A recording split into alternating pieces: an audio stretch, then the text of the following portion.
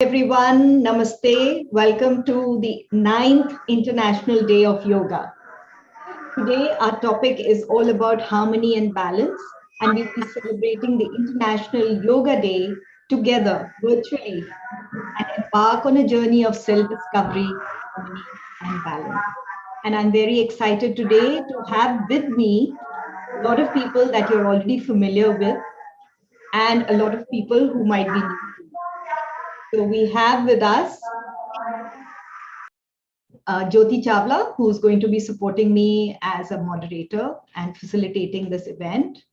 And I have with me, let me introduce everybody in a gallery view.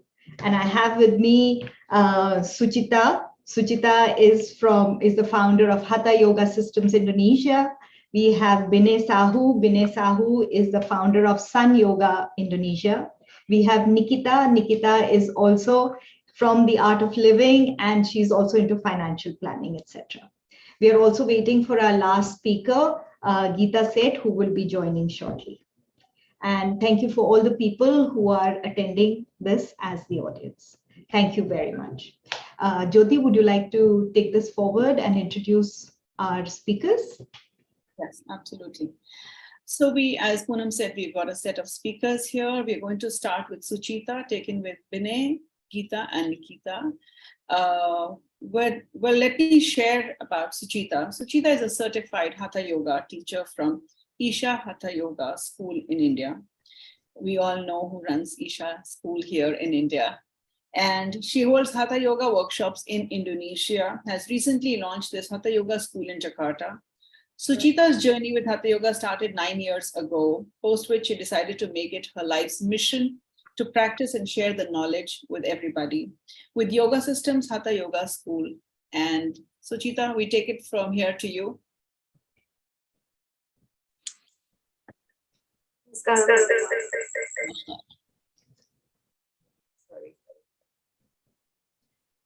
Can you hear us? Yes, there seems to be a... We can't hear you, Suchita. Geeta, I suggest you close one of the apps because you're echoing in between. Maybe, Jyoti, you could go to Binay and introduce Binay in the meantime. Okay, sure, we can do that. Suchita, we'll come back to you in some time. Okay. So Binay Sahu is the founder of Sun Yoga Indonesia. Binay has studied all the aspects of yoga from Bihar School of Yoga, Munger, NIS, Patiala, Punjab, and Iyengar Yoga in Pune, and many more. Binay's style of teaching is Hatha Yoga based. Namaskar, Binay. Namaskar, everyone. We also have Geeta online now, Jyoti. So maybe we could also do a quick introduction to Geeta. So Geeta, as everybody knows, she's been on the show many, many times. Geeta is a qualified nutritionist and a dietitian for the past 15 years, a 2-time gold medalist in the field of nutrition. She's also a qualified diabetes educator and diabetes pump trainer, specializing in the field of diabetes. And finally, we have Nikita. Is she there? Yeah, okay. Yes, she's there. Yeah, from being a yoga trainer come wellness coach to a financial advisor, Nikita has seemed to done it all. Since 2007, she has traveled around Indonesia teaching yoga and meditation. She was also appointed by the Indian Embassy to lead the International Day of Yoga in Surabaya, as well as Delhi, in capital of Timor-Leste. So welcome, Nikita. Thank you, Jyoti. Hello, everyone. So thank you everyone for being here. And today we are going to do, maybe Jyoti, would you like to talk about the short agenda we want to talk about, all the sections? Yeah, so we were looking at starting with Suchita. If Suchita, the audio is clear with you?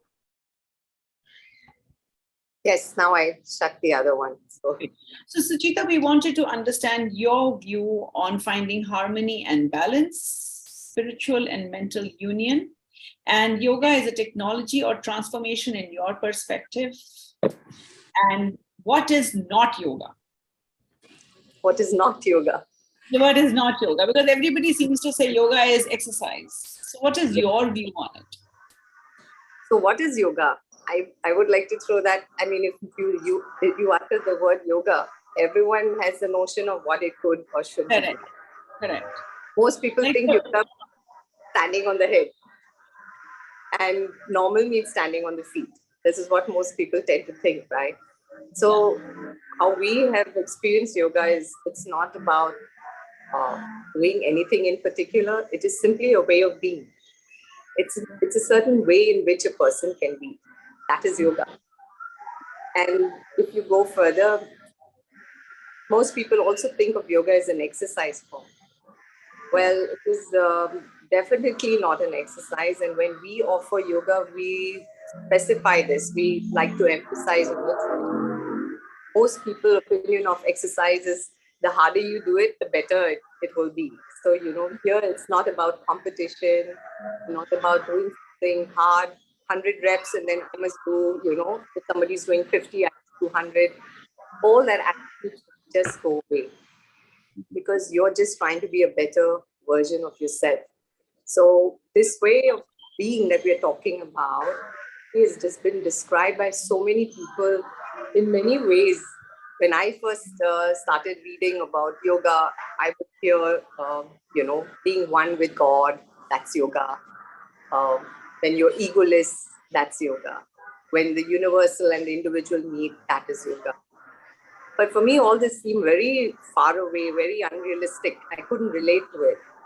So, in a way, I could relate to what Patanjali, the author of Yoga Sutras, what he said was it's the cessation of the mind.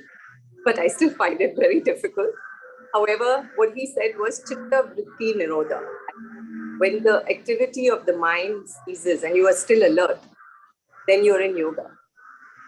In Isha Foundation, we say that when you go beyond the body and your mind, then that is yoga.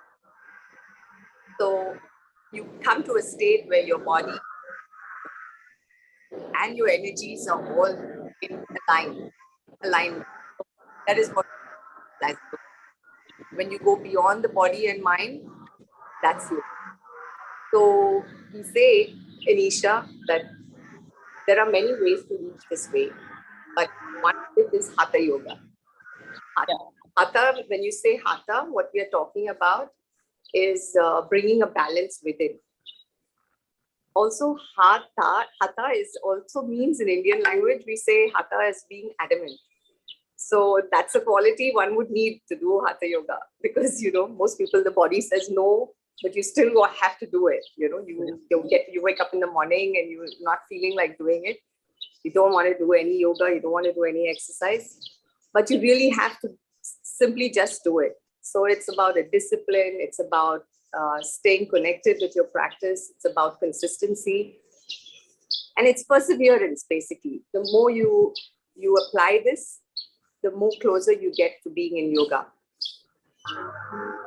So in general, for me, Hatha Yoga is something where you are in balance. You're bringing a sense of balance within you, both with your body, mind, and energies. Correct. And it doesn't have to be looked at as an exercise form because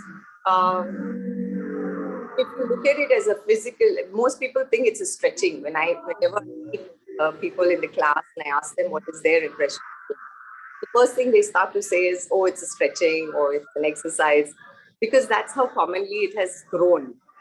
But if they experience the way we do it, because when we practice yoga, eyes are closed.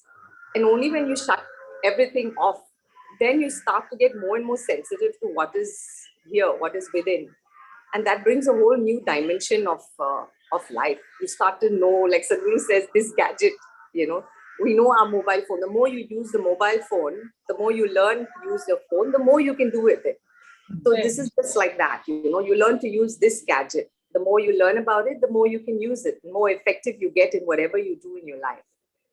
There is a spiritual and a mental union is what you're talking about. Yes, the word yoga itself means union. Lovely. And how is yoga is used as a technology for transformation? Does yoga do a transformation to you? What kind of transformation? I can only talk about my experience. So yes. Basically, the way I was educated, it was, I mean, medicine, if you have an issue with your health or you have a situation with work, we always look for solutions outside, right?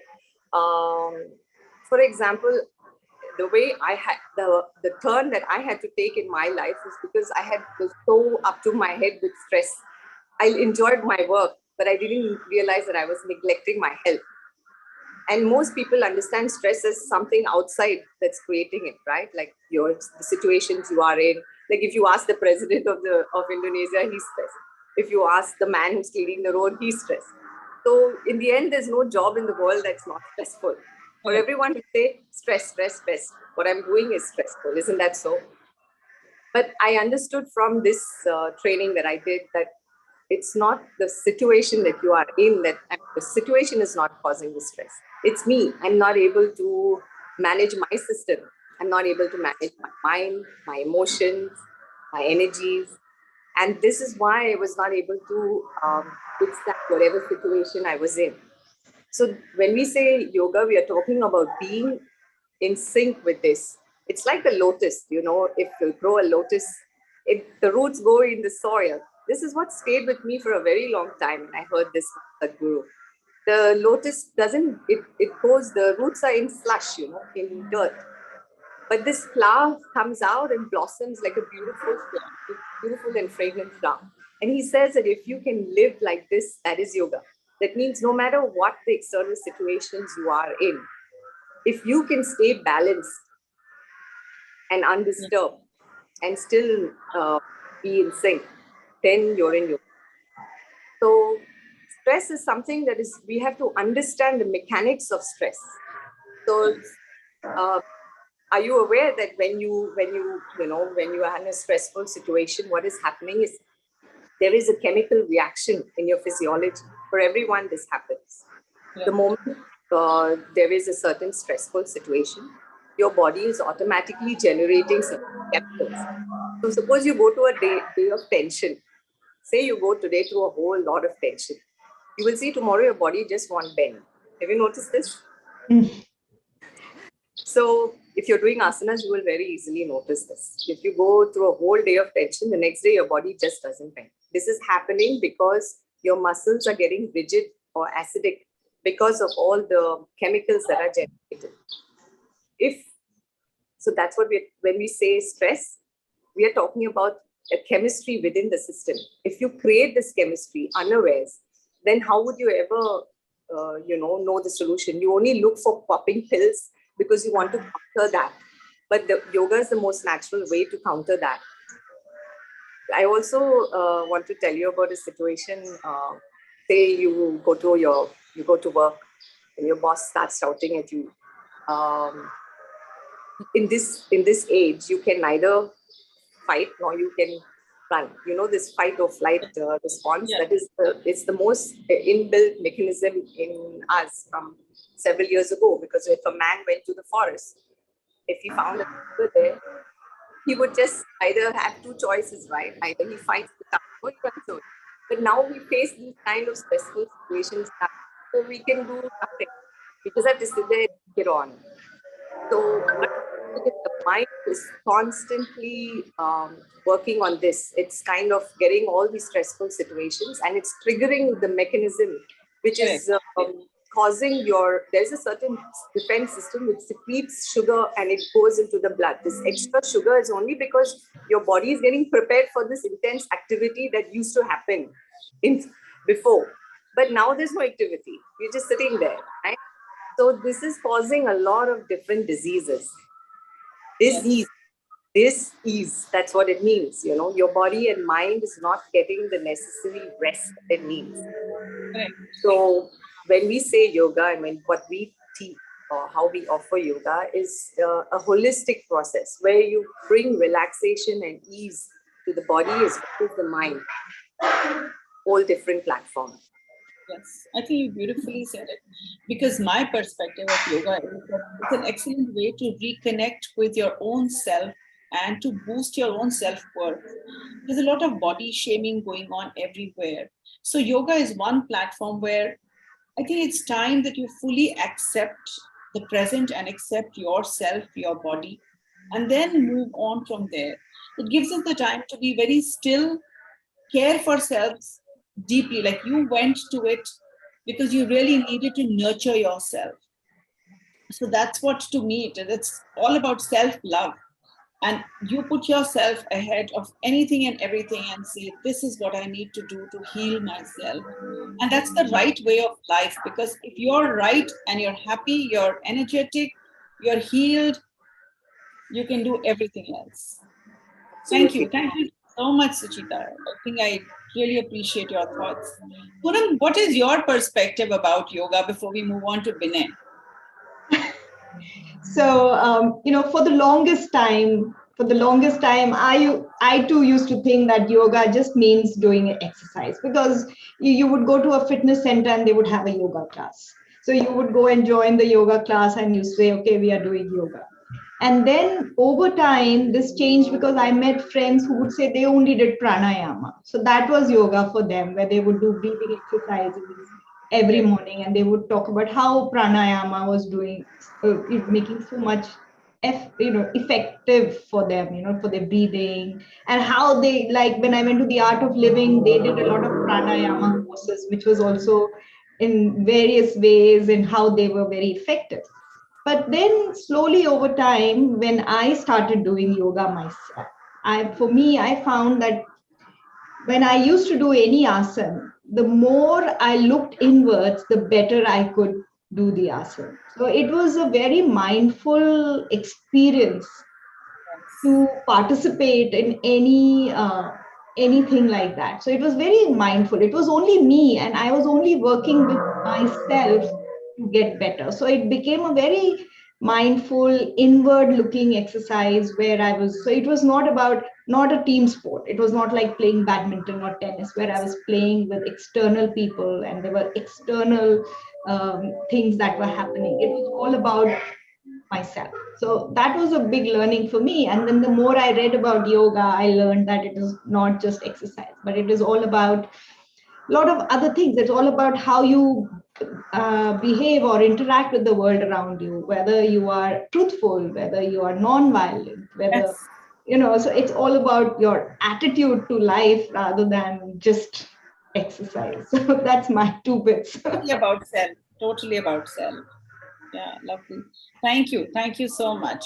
Binay, are you there with us? Yes, he's Yes, I'm here. Can you hear my Hi, voice? Binay. Namaskar. Binay, what is your opinion about, how do you emphasize exercises or yoga practice for everybody, all age groups, young, old? Can they all do it? How does it work? Yeah, yoga is a practice just like for everybody, as you mentioned. So it's not related to age.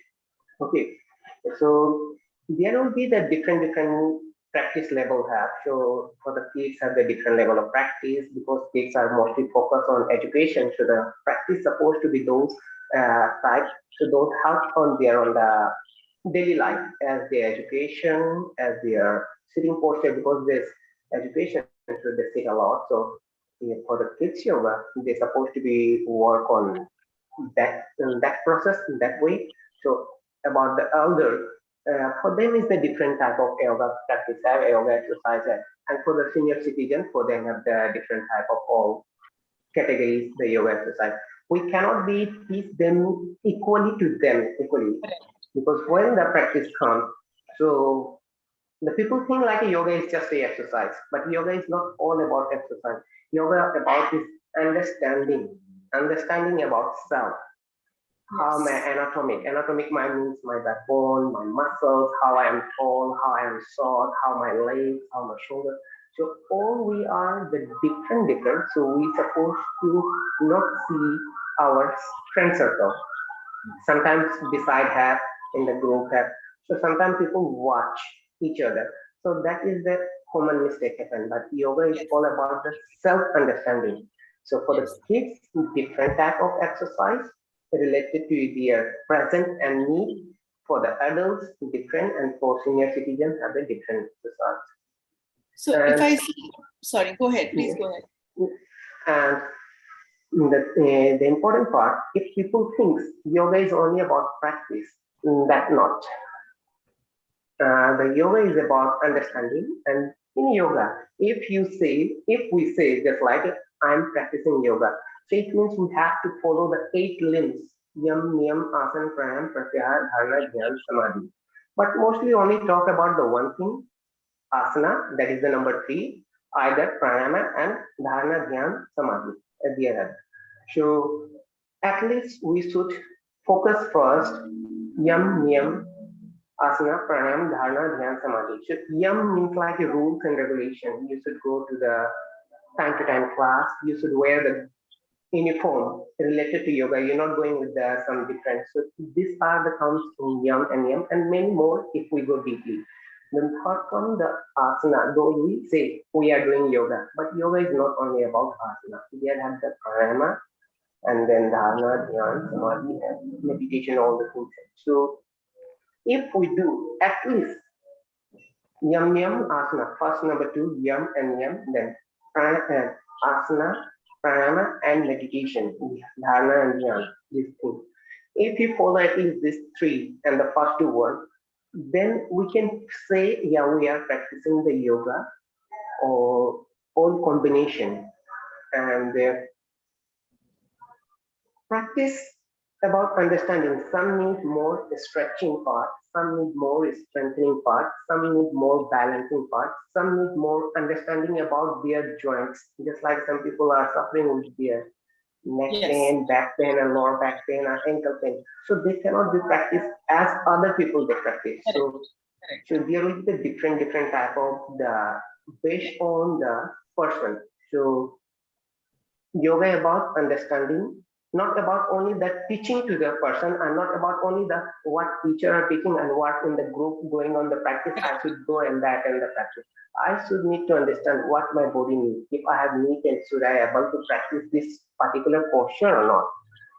If I have the neck pain, should I practice or not? This all the things need to understand, and how much I should push. Another thing, human nature have, we want more. We want more. Some posture, we just need to be steadier, but we like to push to go deeper. That make us annoying, injured, and suffer. So yoga about understanding and enjoying where you are. And the important part, sometimes when we push ourselves to be improved, but we need to know, is this our muscle is supporting or not to me? Yes. We are really enjoying, is this I am breathing right way into the pose, or we are holding the breath? Sometimes happen this by practicing. People forget the breathe part, people forget the mindful part, just like if we are doing one pose, but we only focusing to pull. I forget to breathe. I forget to connect my mind to my muscles, to my joints, where I'm working. Is this I totally involve myself into the pose? I have to push. So that's actually so true. That's actually very true, because a lot of times we are just focusing on doing the asana and not focusing, as you said, on your muscle or the mind on it. We are not. We're just focusing on that. I wanted to ask you, when you say that it's good for all ages, how early should a child start, and how late in your life can you continue to do yoga? Okay. How early, if people can understand, yes, sometimes I teach kids yoga. Sometimes the kids come 4 years old, and sometimes kids come 2 years old also. So if naturally, mostly the 4 years people come, and then they can be followed, they can be understand. But sometimes the people say 2 years and 3 years, then I tell them they are coming not for practicing. They are coming. Those are the below the 4 years.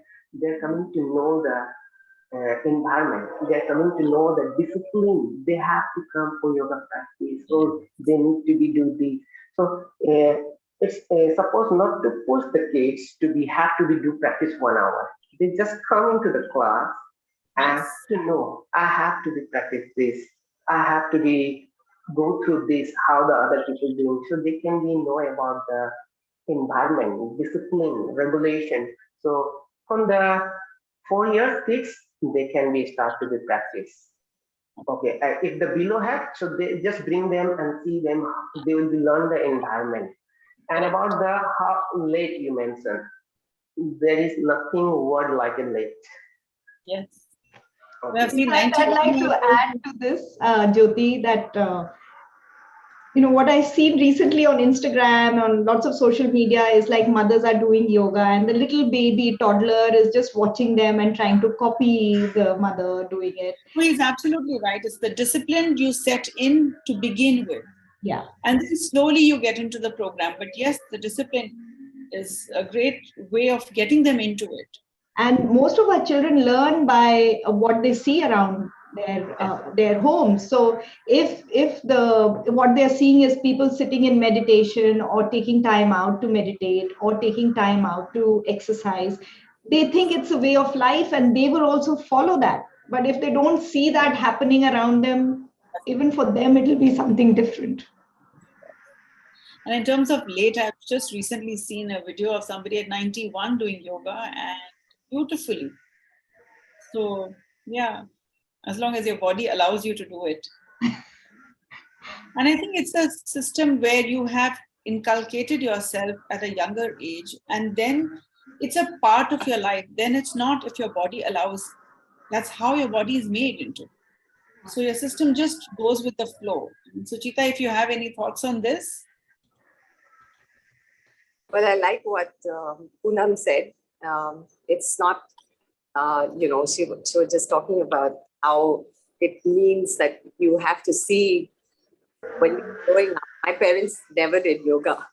So I grew up thinking yoga is something Hindu. And I see a lot of my participants who also have something like that because this was never in the radar. Ever since I understand how this is it's such a holistic science behind this. Everything from the way you sit to the way you hold your spine to the way even you eat your food. It was all put down so many thousands of years ago and how it impacts your system. So if this science is not taught in schools, or at least if not in the schools, at least the parents should be doing some kind of something, meditation or pranayama, so the children know about something like this exists. Otherwise, it would take people to reach my age to try yoga. I learned yoga when I was, it was 2014, 47, yes. So, that's not really a good, I would say if you had the opportunity, you shouldn't have lost, right? So just early start is always good. Yes. We don't teach, we do offer some parts to younger children, of course, because they shouldn't do a lot of postures, not recommended. But 7 years up, there are a few practices that we teach. But even when they just sit down in the house, when I have a lot of parents come, their children want to try it. So they look at the parents and they want to try it. They automatically sit down, do meditation, pranayama, so it's very nice when you bring that in your culture in the house, the home. Yes. So I really agree with Poonam about that. Yeah. Thank you, Binay. Thank you very much for your inputs. That was really insightful. I would like to ask Geeta her opinion on health, wellness, yoga, balance, harmony. What is your opinion, Geeta? Hi, thank you so much for having me. And sorry I got a bit delayed. Thanks, Poonam. Hi, Jyoti. So, my view on yoga is definitely it's a beautiful science. It has a lot of meaning in it. But tell me one thing today, if my calcium is not good, will my bones be ready for this yoga posture? Whether if I'm not having good protein, how about my yoga muscles? Nothing is going to work. So remember one thing when we are yogis, when we do yoga, the most important thing is that nutrition also matters. It plays a very big role. In fact, it's the base. Anybody who wants to be anything nice physically has to have a good physical body. Of course, nutrition matters. So in yoga, we learn about tamasic, rajasic, and sattvic food. These are the three foods which follow the nutrition. So when you talk about the sattvic food, we know everything which is live. When we talk live, it is vegetables and fruits. And of course, it has millets and of course the legumes also, but which are germinated well. When we talk about Rajasic and Tamasic food, remember Tamasic food is actually destroyed food, Anything which is like fast food and alcohol, these things have a very big effect on yoga. The moment you correctly eat your yoga, in fact, I would give you a small example. We are talking about hemoglobin. A very good part of yoga is the breathing technique. What does the breathing technique do? It makes the oxygen come in the body more and more and more. And when the oxygen attaches with iron, it becomes hemoglobin, right? So if you don't have iron in your body, what will the oxygen do alone? It doesn't work at all. So remember, yoga and nutrition go hand in hand. It's very important to have good nutrition for great yoga. Lovely, lovely. That makes a lot of sense. How about, sorry, go ahead, Geeta. No, so I have a quick question. I wanted to just, it may not be very relevant, but we've seen like all these people who go into long meditations, they don't eat anything, they sit in, in a samadhi, they sit for long periods of time for months. Now, this is a very controversial thing. We cannot talk about samadhis of sagas. We have full respect of that. But yes, with people who eat well, intermittent fasting works. This is actually a samadhi is a way of intermittent fasting. There are people who do longer, but remember, they can do only when their liver is filled with good glycogen. When the glucose is enough in the liver, for a person who's not obese and who's not underweight also, he can also go to samadhi. But yes, of course, his spiritual practice matters. But a lean person who does not eat anything well, I'm sure he cannot take samadhi. Now, the serotonin which comes in your brain, which is the happy hormone, is actually a result of your nuts and seeds. The most important thing in yoga is when you come to diet, kale is very, very important. It gives you all sorts of vitamins. Quinoa is very important. Flax seeds are very important. Goji berries are also very important. And the hemp seeds, Jyoti, if you know about it, it's very, very popular, the hemp seeds. These are the ingredients for yoga. Then only you're going to feel very high about yourself. Mentally, you will feel great if you are filled with all of this. So coming to Poonam's thing, I wouldn't interfere in the spiritual life of sagas. Definitely, they must be having a different level of thinking and everything. But yes, it's actually the liver which supports the intermittent fasting always. Geeta, how about a diabetic and yoga? Does it work for them? Is there any way? No, not with all diabetics, because the diabetics have different varieties. So a diabetic can fall low on glucose if he's on a fasting or if he's on a yoga. In fact, diabetes gets better with the correct postures. As you know, there are certain postures, as everybody would know in yoga, which helps a diabetic. When you do these asanas, they actually secrete insulin in the pancreas. Also, the glycogen which is already there in liver, it secretes out, so the person will not go into hypoglycemia nor in hyperglycemia also. In fact, I have many patients who have constipation, and we tell them to do yoga. Why? Because yoga is twisting your body here and there, provided Jyoti, you have water and fiber in it. If you don't have water and fiber, any kind of twisting won't help. So I feel the base of yoga is nutrition also. Okay, so you're saying nutrition and yoga go hand in hand. 100%. If you don't have the right nutrients, your body will not support you cannot survive a yoga without nutrients. You cannot.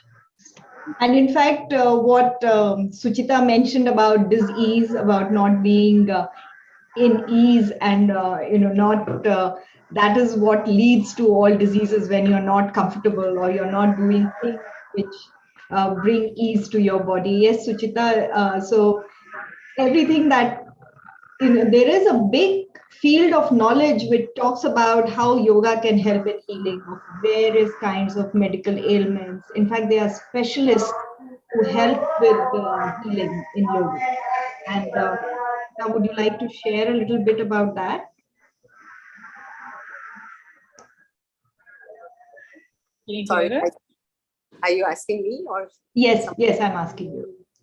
Sorry. So I can just go through the benefits that we recommend to, I mean, we tell participants. So yoga is not, not only, like I said before, for ailments, diabetes, all, they all, I just said a lot of it is due to nutrition, but it also depends on how you prepare your body. To answer your question earlier about how yogis do that, they prepare the system. They prepare the system extensively, so their body is living, is so energized that it can live only on air. You know, Yeah. they need because the nutrition from the surrounding can be. But this is a very, very rare thing. I mean, I don't know anyone. I haven't met anyone who's living on that. So I really don't know. It's only in books and videos, and that's what we read. But when you see how extensively, when I do my practices from my own experience, the little that I do, and I see how energized I am compared to my own children, Yeah. I feel there's some truth in it, So if you really can go to that level, coupled with the right nutrition, possibility in that direction. So, this is not only about the physical aspects. I was just saying, you were just talking also about the hemoglobin, Geeta. You're so right. With inhalation, how, it's like in my layman terms, it's like you're cooking on a stove, you're cooking something, the stove. And if you keep putting the stove off, the food's never going to get cooked.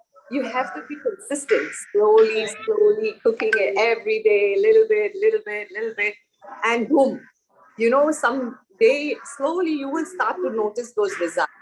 And it's amazing because me at 49 now, I know how my body has changed and how it has benefited me in every way. I'm so sensitive. I don't even need, if I have a headache, I already know what's causing it. Maybe I've had an extra chocolate, something like this. And I'm already, so this is what we need to learn. This kind of awareness I never had before. And it came only from yoga. Even to the extent of, I say, like intuition. You sometimes think, oh, how come I just thought of that? And it's not intuition, it's just a kind of awareness. And Sadhu says, when man walks or somebody walks into the room, you should be able to tell who walked in the room. I was like, why? How could one do that? It's some kind of magic, yogic magic. But he says, yeah, your dog can do that. So it's just, a kind of awareness that we develop. And it's happening so beautifully to a certain level already within me that I believe it. I believe that if we can able to put that work and effort as we go along and dedicate our time to sadhana, it's definitely possible. Yeah, definitely. There's a question for, sorry. No, I was just thanking Suchita for sharing her views.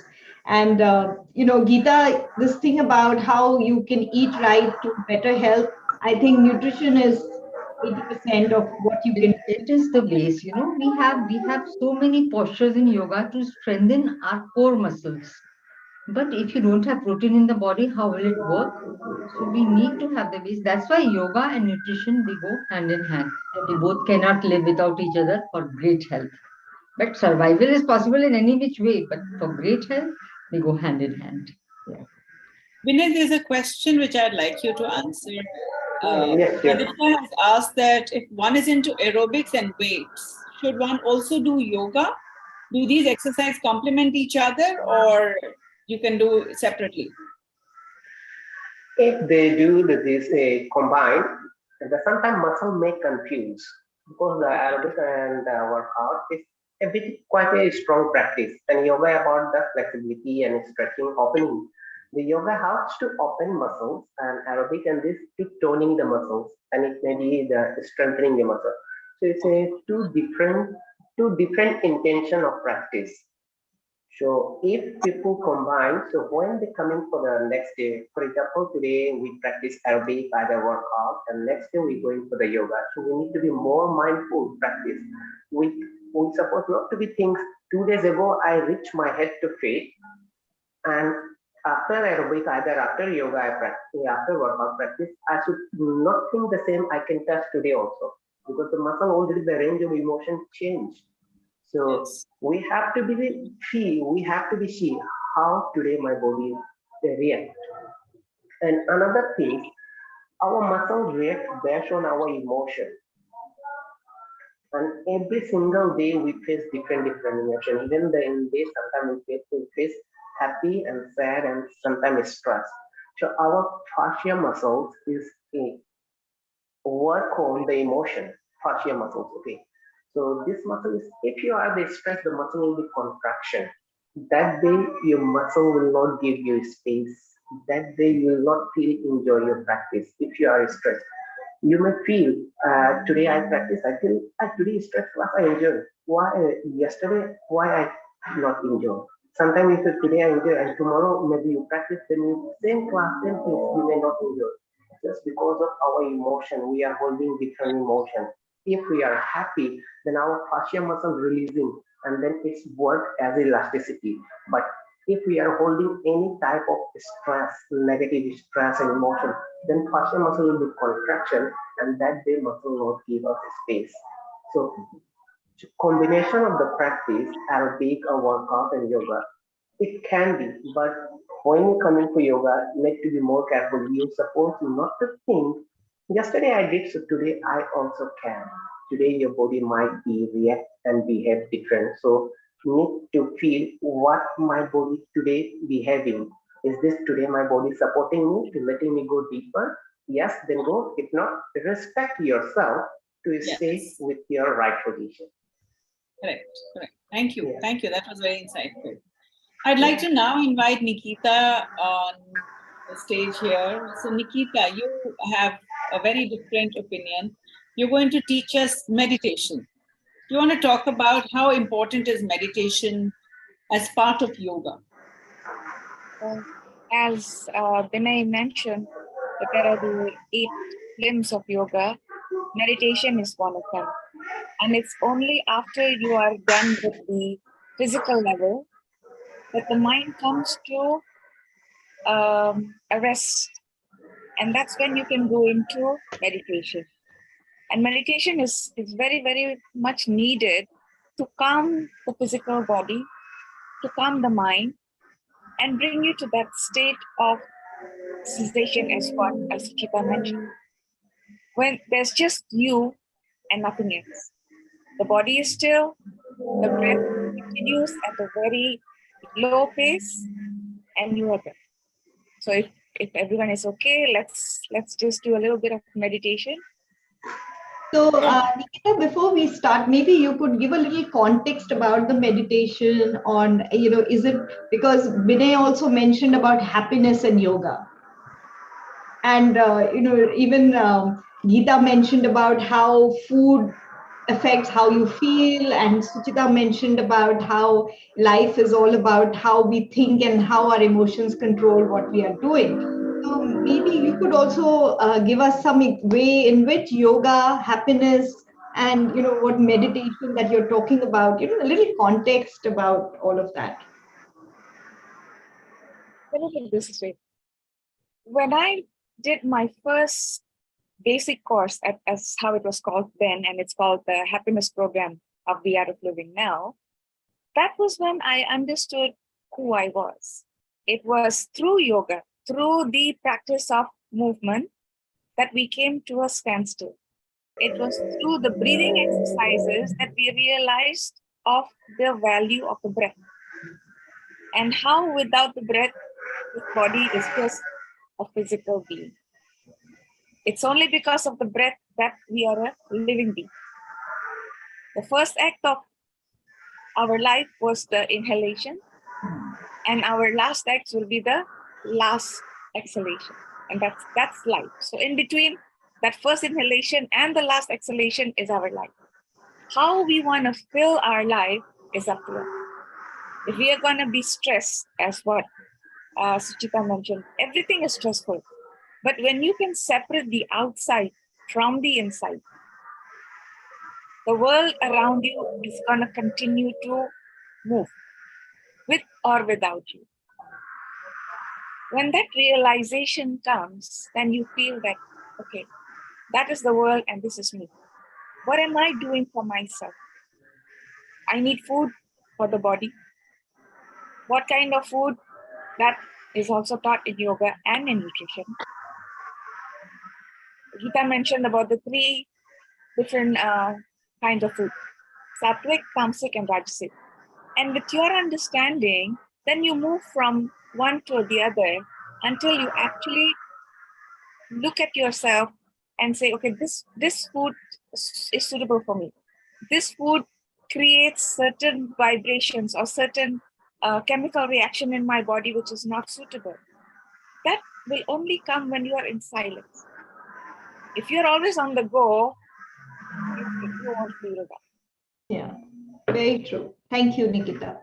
So we've asked Nikita to do a very brief meditation with also, we can all experience it. And so Nikita, please go ahead. Okay. Let's just rub our hands and get some energy moving. And shake our hands. And if you're not sitting cross-legged, you may also shake your feet. Move your foot and get some energy moving.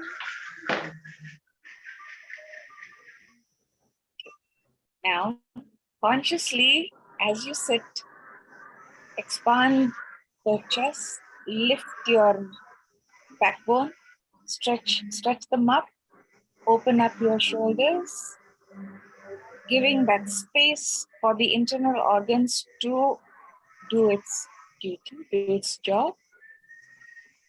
Now, slowly close your eyes and bring your attention in. Take a deep breath in and exhale very, very slowly. Feel the incoming air through the nostrils, going in through the air pipe into the diaphragm. And as you exhale, become grateful of this very gift of life. Without this action of incoming and outgoing air, this body is just a physical body. But it is the air that brings life into the body. We are grateful. Every incoming breath energizes, and every outgoing breath will. So as I ask you to bring your attention to your little toes, move them, bring the attention to the soles of your feet, the ankles. Be grateful that with these 2 feet, we are able to move from place to place, travel from country to country, becoming aware of the thighs, the knees, the pelvic area, the abdomen, the middle part of the body with all the body organs. Grateful for each and every organ in the production of life, sustaining of life. Grateful for the heart, the beat and blood. Grateful for the lungs, for our breath. We come up to the shoulders, to the backbone. Grateful for this physical body and the strong bones and muscles that is making us as who we are. Take another deep breath in and exhale very, very slowly, becoming aware of the throat, neck, and all the muscles in the face, up to the ears, the back of the head, the cheeks, the eyes, the forehead, the skull, and all the organs within the skull. All the nerves that connects from the brain to the tips of the toes and fingertips. Grateful for this gift of life. Grateful for this physical. As you inhale that gratitude and happiness. Bring in that warmth of the sun and the coolness of the moon. Grateful for the world and the plants and everything with it.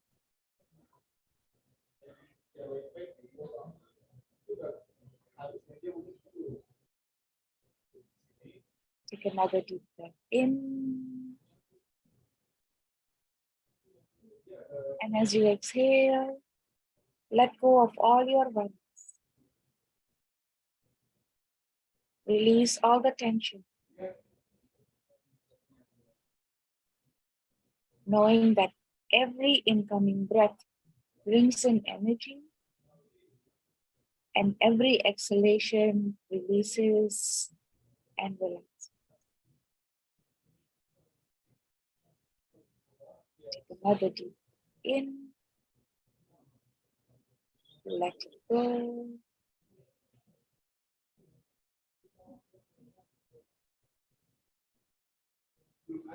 Another deep breath in. Knowing that the source of happiness is within and bringing our physical body into the present moment. Take another deep breath in and let it go. Slowly rub your palms together, creating some warmth. Cup your palms over your eyes, feeling and enjoying the darkness that it provides.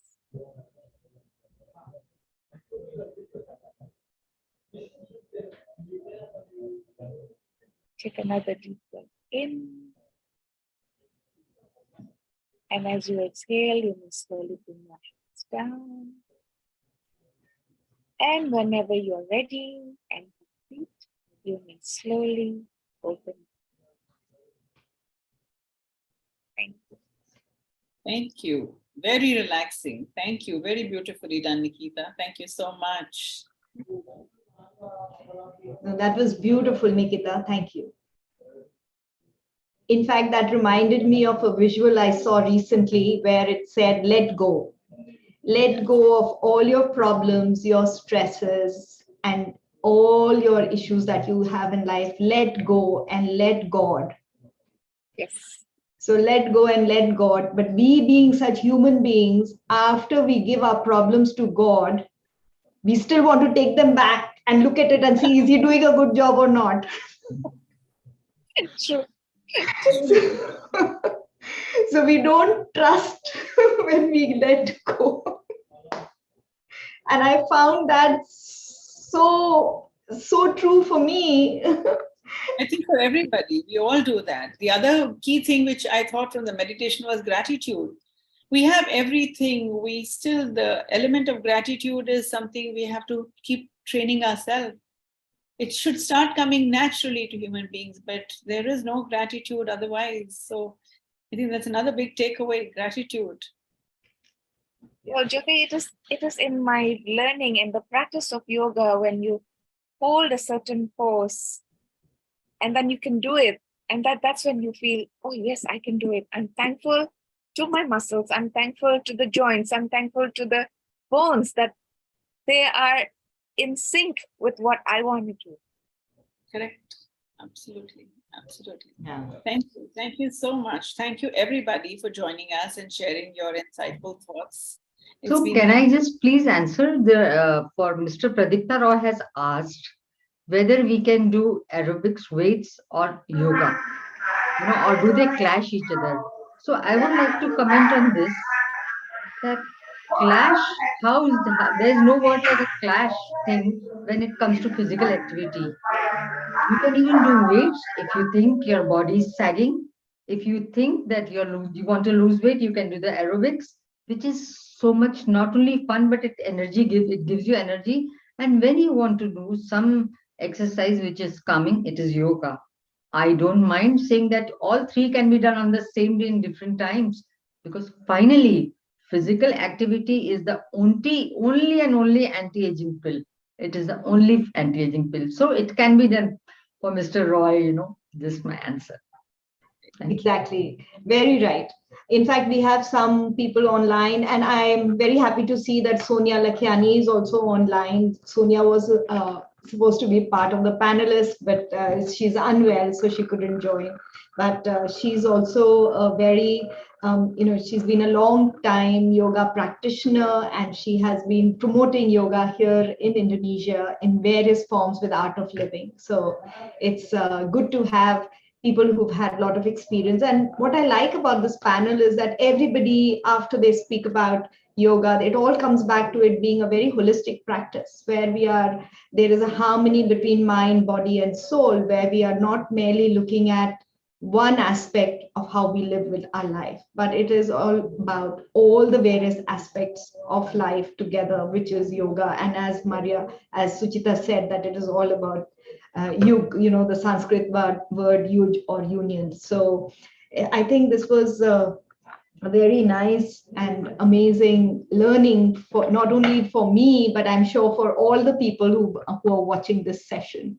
And if they have any questions, please do send us your comments, your questions. You have our contacts. We are on Facebook, on Instagram. Just find us on Indo-Indians. And do remember that this amazing people here on this panel are right here in Indonesia, in Jakarta. And if you're looking at meeting them or looking at how to take their yoga practice forward, these are the right people to guide you and take you further.